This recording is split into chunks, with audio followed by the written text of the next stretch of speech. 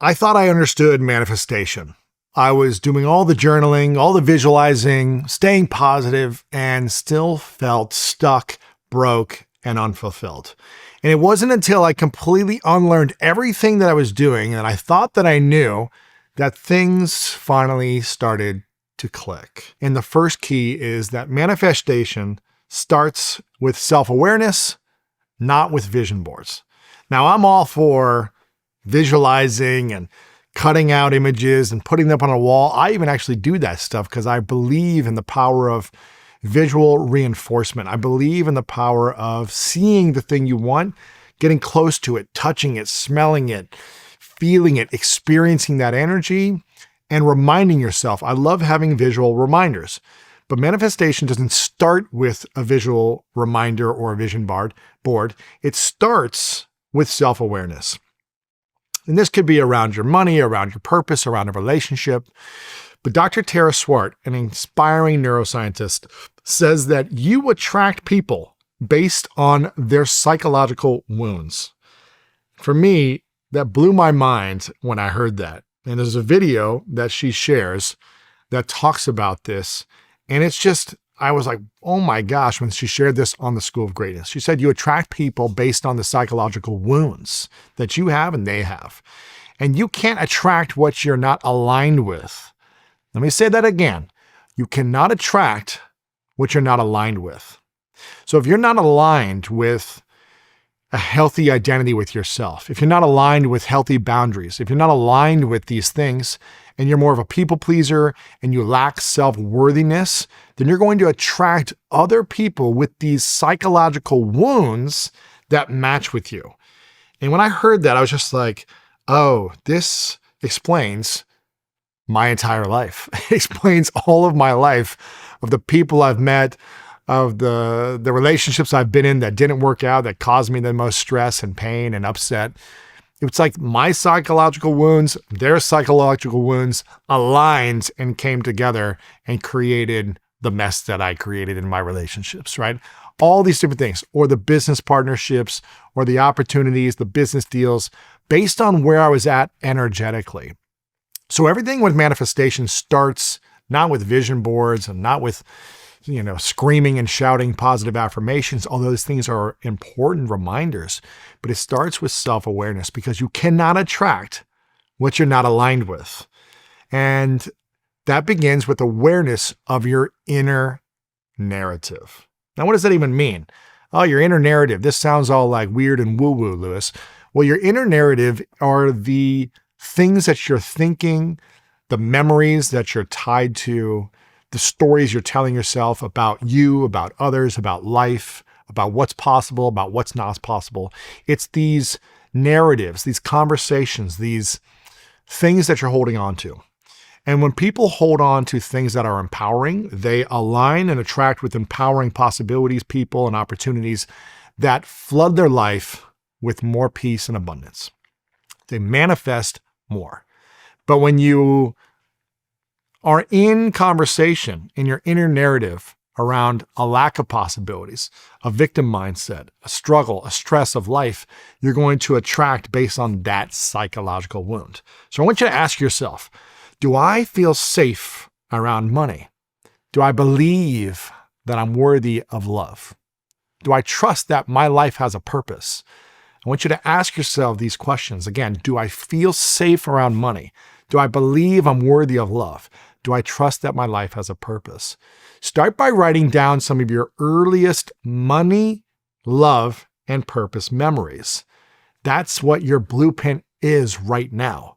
And it's the thing that you need to rewire by rewriting the story of your memories of the past. Because your memories create meaning. When you have a memory, you interpret that memory. It could have been a tragic event, but you could have maybe created positive meaning from it. Most of us create a negative meaning from a tragic event or a trauma. That trauma creates meaning of, I'm unlovable, I'm abusable, I'm not safe, I'm not smart, I mess up all the time, I have shame, guilt, whatever it might be. You guard yourself, you put on masks to protect yourself. These are all things that are common for human beings. Something I've done for many years of my life until I started to wake up, shake myself out of it because I was living life on autopilot and from past wounds, not from a future healed highest version of myself that I wanted to step into. And I was allowing my past script and narrative to run my life today.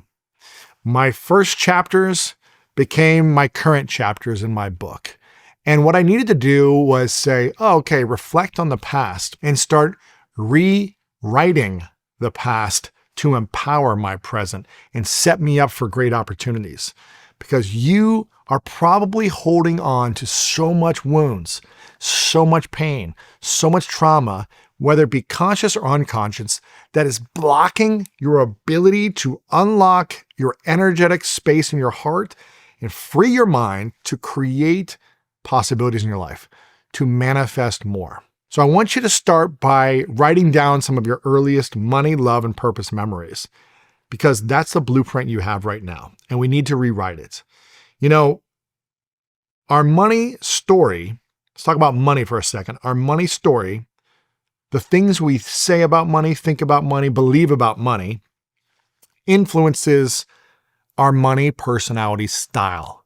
How we make money, how we respond to money, how we spend money, how we save it, how we invest it, whether we look at it in the bank account every day and worry about it and hoard it, whether we never look at it and we're always just spending on credit cards and we don't know how much debt we have or we don't know where our money is. All of this stems from our money story, the life that we've lived around money, how we heard about it from our parents, the energy they had around us with money, whatever it might have been growing up. That creates and influences your money personality style. It's everything I talk about in my book, Make Money Easy, and how you can understand how to rewrite your money story to influence your money personality style. We've got all the information in here on how you can really unlock financial freedom, financial peace, and abundance by manifesting more money through understanding and rewriting this, okay? But you got to understand your money story so you can understand why you have your personal money style today. Once you understand these things, you can start creating a money vision of what you want to create with your money. And you can also do this around anything, your relationships, love, friendships, family, career, whatever it might be. But I'm just talking about money as the concept here. When you understand your money story, you understand your personality style today around money. And then you understand what's blocking you from the future vision you want to create, the thing you want to manifest. And it's not by putting $1 million and printing it out on a piece of paper on your mirror and saying, I have a vision board of I want to make $1 million. No, it starts with self-awareness, your story and your personality style, and why you've interpreted these things to be the way they are. You need to start rewriting these things to be an empowering past, an empowering memory, so you don't block yourself, you don't hoard yourself, you don't constrain yourself from opportunities. And that's why most people are manifesting wrong to start with. They have a vision board of what they want, but they're not willing to go back to the past and rewrite that story first to set yourself up for success. And if you've done this, if you've been manifesting in this way, where you're like, every year, Christmas, New Year's, I'm all about creating the vision board and we're going to place it up on the mirror and on the bedroom wall. And I'm going to have the house and the relationship and the family and the love and the career and the money. And it's all going to come to me. You're doing it wrong. I'm not saying that's not a good strategy to have, but you're doing it wrong if you're not self-aware first. And so I want to make sure you're self-aware first and you're reflecting, because you've got to rewire. You've got to rewrite. You've got to eliminate the limiting belief. If the limiting belief is still in your identity and in your being and in your essence and in your energy, and you're saying, but I want more, I want to have more, I want to be more, I want to be great. But your body, your psyche, your personality, your being, your memory says, but you're not worthy. But you could never do that because you got abandoned when you were younger. You got abused when you were 7. You got picked on when you were 9. You were bottom of the class when you were 11. That girl broke up with you when you're 16 and made fun of you in front of your classmates. That guy cheated on you and broke your heart. He lied to you. He manipulated you. You can never have this because this is how people have always treated you. If you're living with this memory of this past and you're putting, I want the relationship, I want love, I want all these things, it's just not going to happen the way you hope it happens because you haven't shifted your awareness first. That's step one. Step two is to stop associating goodness with lack, because not all successful people are bad people. We talk about this around money. There's a quote from Rhonda Byrne, who created the phenomenon called The Secret, one of the best-selling books in the last 20 years. She said, "You are the only one who can create the life you deserve. As you change your thoughts, your life changes." I had Rhonda Byrne on the show, School of Greatness, a couple of times and loved these episodes. And many of us were taught that rich people are greedy. Rich people means that they've done something wrong to make it happen, or they've hurt other people, or they've taken advantage of other people to make their money, and so they're bad people. But we need to start flipping this belief that good people are also have the ability to be wealthy as well. And there's lots of examples of good people who have money, who do good in the world, who are also deeply loved, who have beautiful families, beautiful marriages, and create massive impact on the world. Because a lot of wealthy people that I've interviewed on the School of Greatness, again, 12 and a half years of interviews on the School of Greatness, some of the wealthiest people in the world that I've had on, billionaires, people who have exited companies worth hundreds of millions of dollars, and people that just continue to be money-making machines on this show. I ask so many of them this question when I'm sitting across them right here.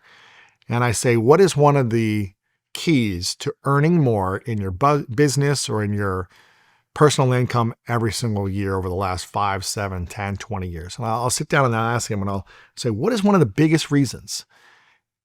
And so many of them say, I give more every year. I give more of my money to causes that I care about, to my church, to people in need. I give more away. And it's one of the greatest gifts. Now, I'm not saying you have to give all your money away in order to make money, but so many of these wealthy individuals that I've had on say one of the keys to making more is actually giving more. And that can be giving more value, giving more of your time, giving more resources, being more present, being more connected, being more curious, just giving more of you. It doesn't mean you have to give money, but giving more of you to add value to other people. That's one of the biggest things. You don't have to be bad to make money. Not all bad people who have money are bad people. They didn't do bad things. There's a lot of people who've made money who've done good. And so you have to flip that switch. Because if you believe and have a belief that people who've made a lot of money have done bad things, you're not going to align yourself with making more money. You'll be out of alignment because you don't want to be a bad person. So you want to take the moral high ground and say, I want to be a good person. I don't want to hurt people. So you're blocking your ability to manifest more money, more relationships, more love, more freedom, because you're blocking your financial flow. And not everyone is going to be happy for you, and that's okay. Again, sometimes when you start to accelerate and succeed and earn more, your peer group may not necessarily be on the same track as you. Leave a comment or like this video right now if you've experienced this, where maybe you've blown past your high school friend group, your college friend group, or your first career friend group, and you're starting to accelerate. You're starting to add more value, overcome your fears, develop more skills, and you're seeing, oh, I'm getting raises. I'm making more money. I'm learning about money. I'm investing some of my money, and I'm seeing that grow. And I'm starting to have different conversations because I'm learning and I'm reading and I'm around people that are thinking differently than high school friends or college friends. It doesn't mean all your high school or college friends are bad or wrong or anything, but if they're not growing at the same speed as you, you just may be in a different perspective of life. That's all. It doesn't mean you can't still be friends with these people. It's just when you succeed, sometimes people around you are really happy for you. Sometimes people around you get jealous, get upset, get fearful, get offended, get afraid. And it doesn't mean they're wrong or bad for this. And it doesn't mean you're wrong or bad for wanting to accelerate your life and make more. But you just have to be aware of this. You're not a bad person by going off and chasing your dreams, chasing your goals, trying to earn more, trying to provide more for you and your family and create the life you want. I do a series called Awkward Therapy with my friend Jay Shetty, who is a former monk who made no money for a number of years when he was living as a monk. And he used to have more of a limiting belief around money, thinking that in order to be spiritual, you have to be poor. You can't make money because you just have to live a spiritual life and just give and serve all day, and you shouldn't have anything. And I was like, I think that might be a limiting belief for you, because if you're able to make more money, you're able to make more good in the world too. You're going to have more resources to be able to create more, serve more. You can hire more people. You can impact communities. You can give more back to charities that you care about. But if you have no money, no resources, and you're just living this poor life, how is that also teaching and embodying to others abundance? Just because you have spiritual abundance, but you're blocking abundance in other ways, means you're creating more stress as well. So I'm not saying you have to make money and have to create financial freedom for yourself, but if you're trying to make a bigger impact, a bigger change in humanity as well, money's a good thing. And if it's used for good, that's going to create more opportunities for you as well. So I want you guys to start shifting this narrative that people who've made a lot of money are bad and they've done something wrong to get there. And I'm better because I live a, poor lifestyle or something. You don't need to live that way. I lived broke. I lived on my sister's couch for 1.5 years, broke as a joke. I ate all of her food for free. I didn't pay rent. And I couldn't provide for myself. I needed someone to help me at that time. She gave me an incredible gift. She said, Lewis, you either need to leave or you need to start paying rent. And I did what any smart youngest brother would do, is I called my oldest brother and I said, hey, can I stay at your place for free? And my sister kicked me out. No, she was kicked me out in a gentle, loving way, but she gave me a gift. She said, you've got to leave or you've got to start contributing financially. Because for 1.5 years, I wasn't making money. And if she didn't do that, I wouldn't have called my brother and said, hey, bro, can I stay with you for free? And he said, let me ask my wife. And then he said, you need to pay $250 a month for your room, for your rent. And I said, okay, how am I going to make $250? I don't know. I'm going to make money.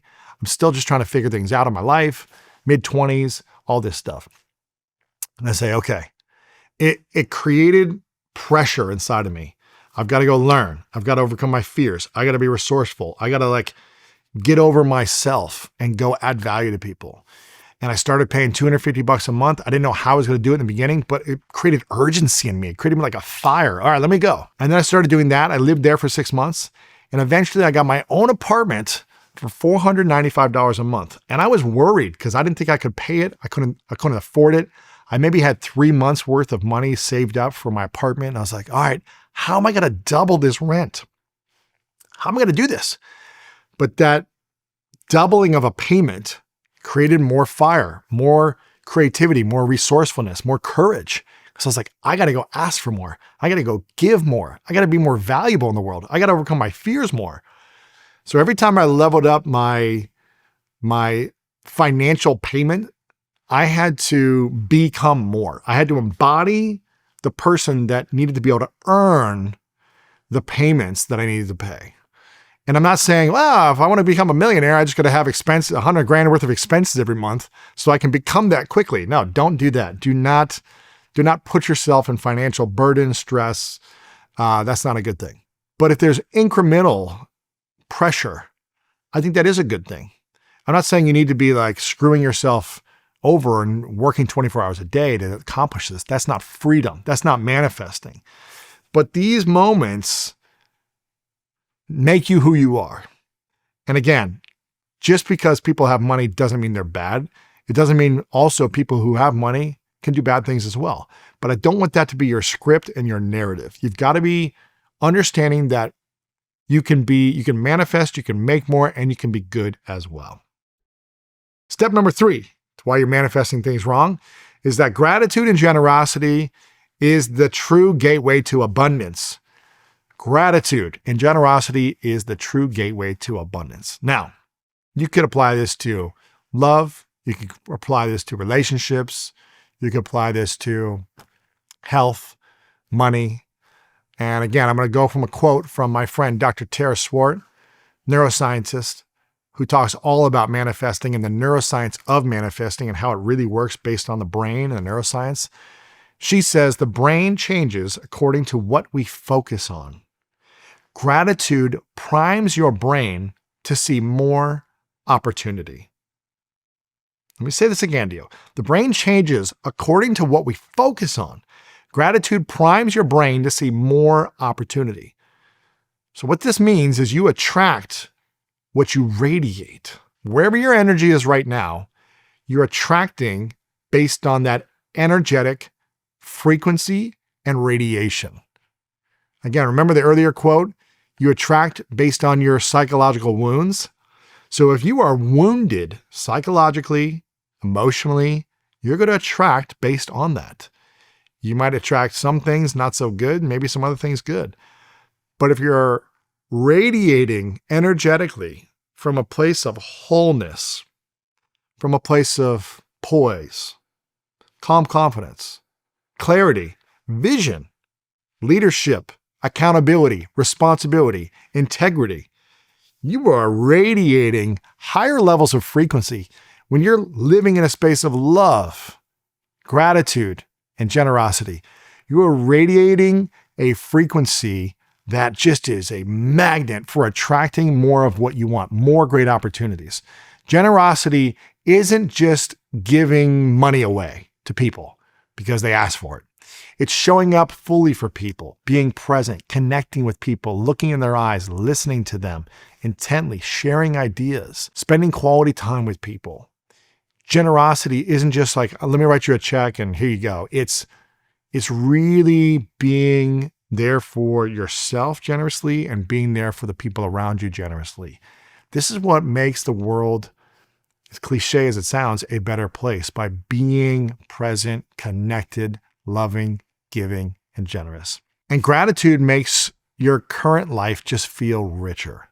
You're just abundant when you're grateful because you see things. You could be outside on a walk and see a tree and say, man, I'm so grateful for this tree because it's giving me oxygen. It's allowing me to breathe. It's cleaning the air so I can have better air. Thank you, tree. You can be grateful for the person that smiled walking down the street. Someone who just said something kind and gave you a compliment. You can be grateful for the smallest of things. For the dog that, cuddled up next to you on your legs and let you pet it or whatever. For the littlest of things and the biggest of things. Gratitude makes your current life feel rich, feel expansive, feel abundant, feel worth it. And wherever you put your energy is where you put your attention and your focus. So you put your attention and focus on gratitude, it's going to expand and create more of that in your life. I'm a big fan of giving. Once I started making real money, I remember thinking to myself, okay, I've been doing this for like 4 or 5 years and I'm starting to make some good money for myself. Again, I was living below my means. I was living $4.95 a month. I had no car. I was walking everywhere. I was saving everything because I was afraid to go back and be poor. I didn't want to be poor on my sister's couch. So I just hoarded my money for a few years. Everything I made, put in the bank. I was kind of afraid. Again, my money story created my money personality style. Everything I talk about in this book to allow you to heal your money wounds, to create peace and freedom around money is the key. So make sure you get this book as well because it talks about how to heal the psychological money wounds that are blocking you from abundance. But after about 4 or 5 years, I was like, I just felt called to do more. I was like, okay, I've stacked some money, I've saved it, and all I do is work and walk because I didn't have a car still. I was making money, but living like a broke college kid, essentially. Eating ramen and walking everywhere because I was like, I don't want to lose any money. And after about 4 or 5 years, I said, I feel like I want to start giving back. And I don't want to just give randomly to whoever is asking for money, but what means something to me? What means something to me is I saw a speech at an event of a guy named Adam Braun, who created an organization called Pencils of Promise. And he built schools all over the world in countries that were developing countries. And I saw his story about why he started building schools and the impact it made on these young kids who didn't have a place to go to school, who didn't have a building, who didn't have a little hut that it could go into and learn. And when he was traveling around the world, he would carry pencils with him and he would give kids pencils. And the reason he did that is because one kid, he asked a kid, "What do you want?" And he said, "I just want a pencil." And when he handed him the pencil, this kid lit up. Like it was like he won $1 million by getting a pencil for free from my friend Adam Braun. And Adam said that it sparked an imagination and awe and a wonder inside of this kid in that moment because he could see the potential for learning, for studying, for school, of what it could create for him to get out of the poverty and the experience that he was in that moment. And then he started building schools. He built a school for that kid later.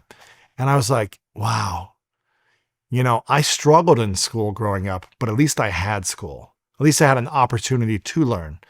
And there's so many kids around the world that don't have a place to go to learn basic education. And they will always be blocked from opportunities in life without a basic education. And I was like, this is a cause that I could get behind.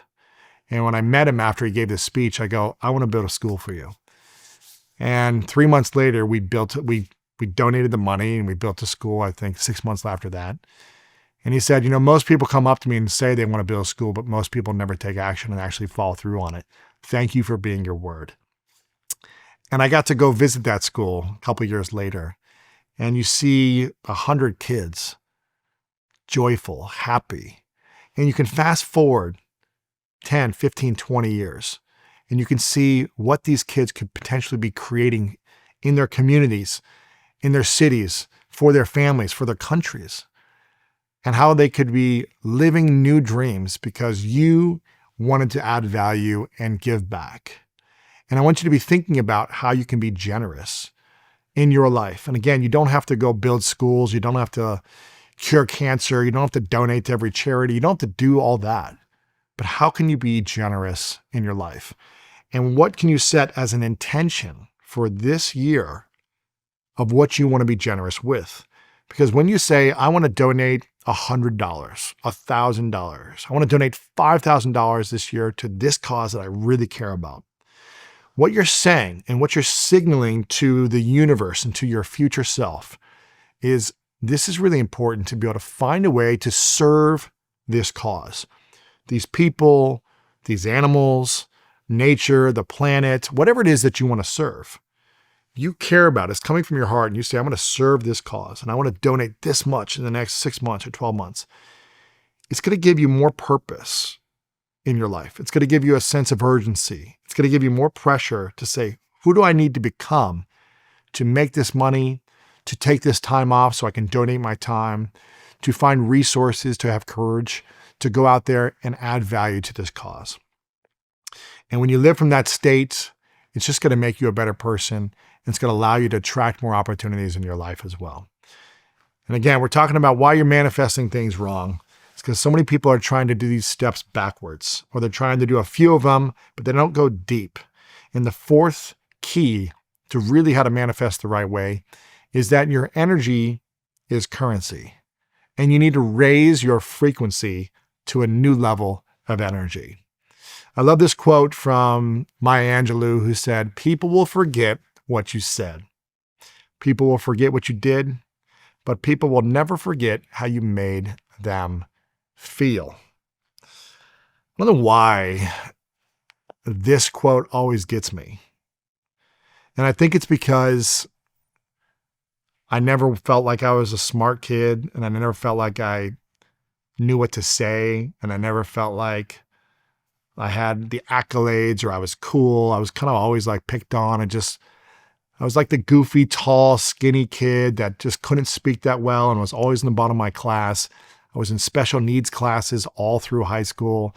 So they would take me separate with a couple other kids who were kind of falling behind, and we would have tutors during lunch when other kids were at recess, and kids would walk by the room and they would laugh at me. And it just never felt like, never felt like I was smart enough. Never felt like I was good enough or talented enough, good looking enough. Like all these things, like I didn't have any friends. It was just kind of like, And then when I remember hearing this quote, people will forget what you said, but people will forget what you did, but people will never forget how you made them feel. When I heard that, I think I heard this like I was 16 or 17 when I first heard it. And I remember thinking after I heard this quote, I have a chance. I have a chance then, because I'm never going to be the smartest. I'm never going to be the most talented. I'm never going to be the most handsome, or like, people are not going to like me for my looks or whatever it might be. But maybe I could find a way to ask really good questions. Maybe I could listen to people. Maybe I can just bring positive energy and be kind and generous and giving and grateful and appreciative.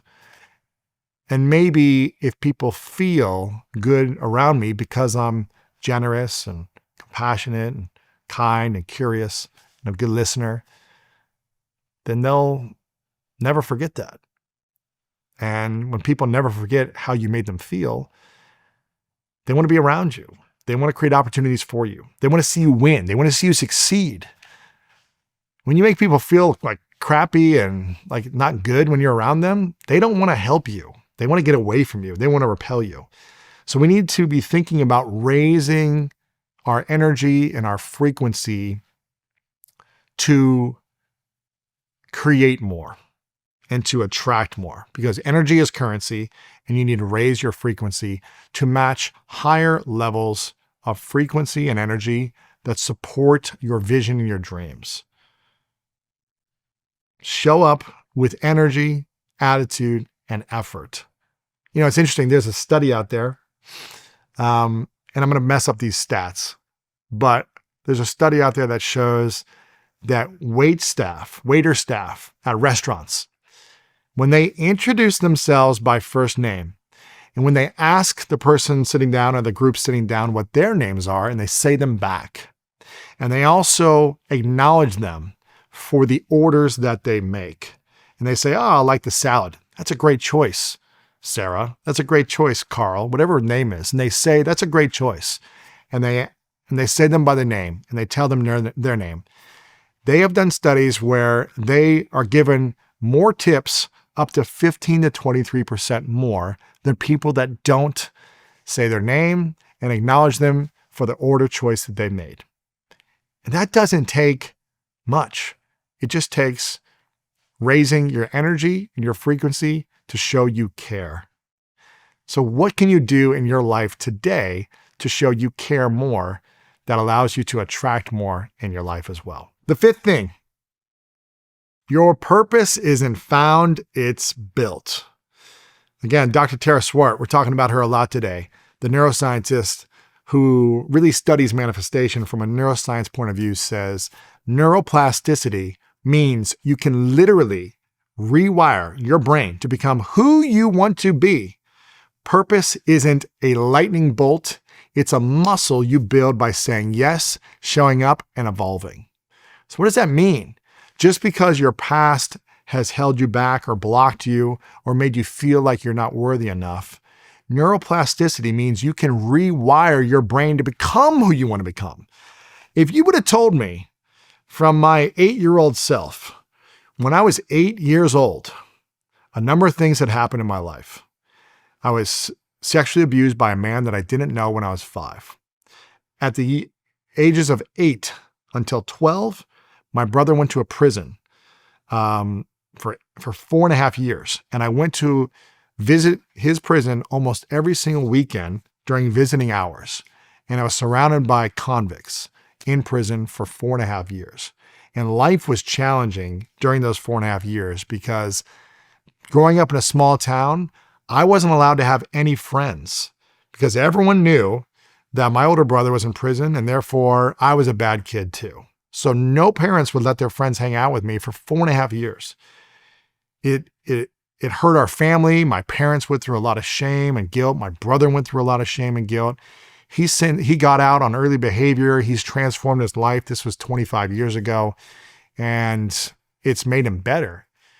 But man, if you would have talked to me when I was 8 years old, visiting a prison for the first time, or 12 years old, still visiting a prison, not having any friends, going through the abuse that I went through, feeling unsafe emotionally, being in the bottom of my class, being made fun of, picked on, I never would have thought that life would end up the way it is. And it wasn't until I really started getting into sports more and having coaches and having teams to surround myself with more positive, empowering goal setting and structure and organization, where I started to become greater and see how I could become greater every single season of life. You can rewrite your story. You don't have to be your past. You don't have to stay stuck in those painful memories of the past. They can be a memory. You don't have to block them. They can be a memory that you can say, look what I overcame to get here, and use it as an empowering memory. Man, look what I was able to create for myself. That creation creates confidence. To go from that weak kid to where I'm at today just builds repetitions of confidence, of how much courage I had to have and overcome from the pain, of how much I had to take on my life every single day, of all these things I had to overcome. It was like, oh man, this is powerful. This can be empowering if I'm willing to rewrite this. So take note of all the lessons in each season of your life and look at where you're at right now and just lean into them.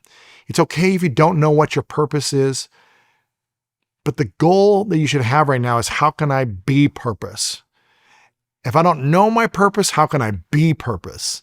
And being purpose means showing up positively, showing up generously, showing up with gratitude and appreciation for life, showing up with a joy for life, an expression of like, man, it's great to be alive. And how can I add value? That's what this is about. Purpose grows from contribution, not from completion.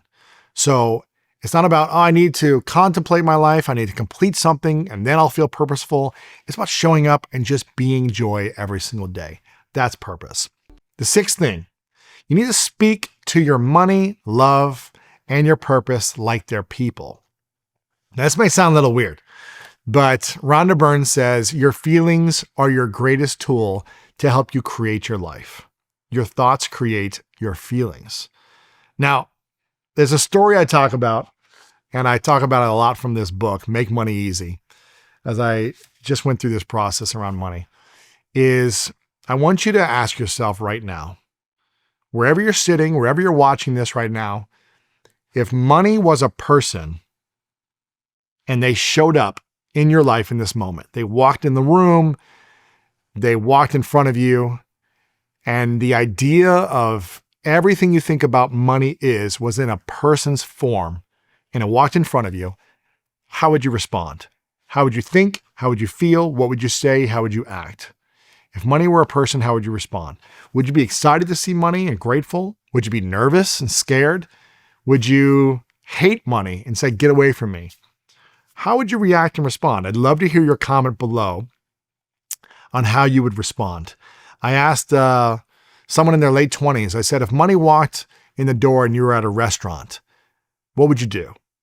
And this person said, I would walk up and go to the bar and hide. I would leave my seat and hide by the bar. And then I would start talking bad about money behind its back as I was walking in. And then if it came up to me, I would act like I was his friend. Then I would use and abuse money when I needed money, and then I would ghost it if it ever reached out to me. And I was like, wow, this is a very descriptive experience, an honest experience. Thank you for sharing. It sounds like you have a very unhealthy relationship with money. And they were like, yes, I do. I was like, well, at least you're self-aware. That's good. But our money relationship, the relationship we have with money and how we interpret money is going to impact whether we're manifesting an abundant, creating more abundance of it in our lives, or we're blocking it with every situation we see it. So you need to be thinking about, if money were a person and it walked in, how would I respond? And again, this goes back to your money story and your money personality style.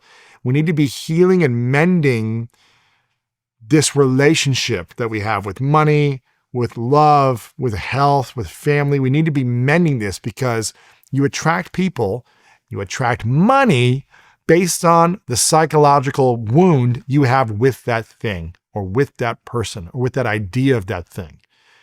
So once you start to heal and become whole psychologically and emotionally within you, that's when you can start to create abundance outside of you, create a flow coming to you. But otherwise, we're going to be blocking things for not shifting that psychological wound. And the seventh and final thing is that the richest life is one where you feel free. If you want to manifest correctly, the richest life is one where you feel free. I don't know if you've ever heard this, but inner peace is the new rich. Most people want to have cars and they think about buying a home and they want to get fancy watches and they want to have all the bling and they want to be able to spend money on fancy vacations and they think they want all these things. But in reality, inner peace is the new rich. Because with all those things, if you are stressed, if you are constantly living in fight or flight mode, if you are overwhelmed, if you don't feel lovable, if you don't feel enough, then all the money in the world, all the fancy things, all the Instagram posts of you in front of fancy cars isn't going to mean squat if you don't feel the peace and harmony within you. The greatest gift you can give yourself is inner peace, is feeling peaceful, is feeling abundant. And again, the richest life is one where you feel free. Because if you feel trapped, if you feel like a prisoner and you have all the money in the world, you're going to suffer. And you might be saying, people, if people have money, how could they suffer? It's because they haven't figured out the inner world. It's because their mind is playing tricks on them. And yes, life can be better with more money, but it doesn't mean someone doesn't have more problems if they haven't done the inner world, the inner manifesting, the inner healing first. Inner peace is the new rich. Don't just aim to get things. Aim to feel free enough to enjoy them when they arrive. And I'll leave you with this final story. I was living in an apartment building in Los Angeles 5 years ago during the pandemic.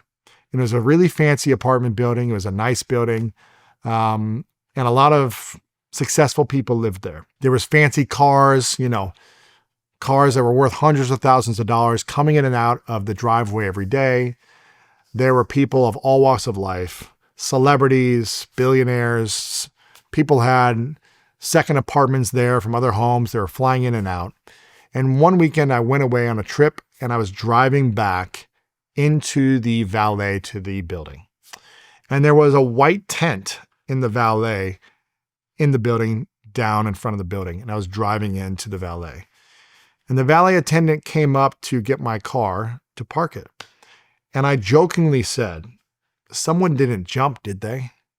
And he looked at me like a ghost. And he said, "Yeah, they did just about an hour ago." And I was like, it like broke my mind. Because I go, "Are you serious? Like someone actually jumped from this building?" He was like, "Yes." And I found out who it was later.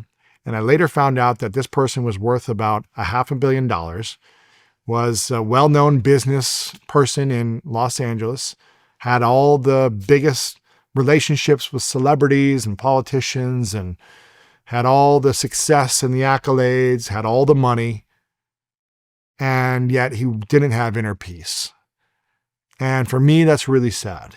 It's really sad when someone's driven to accomplish and achieve more, but they don't know how to achieve more within them, and they hurt themselves that much. And I don't want this to be you. I don't want you to put up vision boards of making millions of dollars and having fancy watches and cars and vacations without creating inner peace within you first. I don't want you constantly visualizing, accomplishing your goals if you're not feeling good with you first. I want you to have everything you want. I want you to go after every goal, every dream. Make all the money you want in the world, but do it from a place of inner peace. Do it from a place of loving and accepting yourself. Do it from a place of knowing you are worthy and loved for where you're at, and how you're becoming more to add value to the world. Because every single day is a gift. You're given this gift right now to exist, to breathe, to experience everything around you. And I'm not saying everything around you is beautiful and pretty and fun and enjoyable.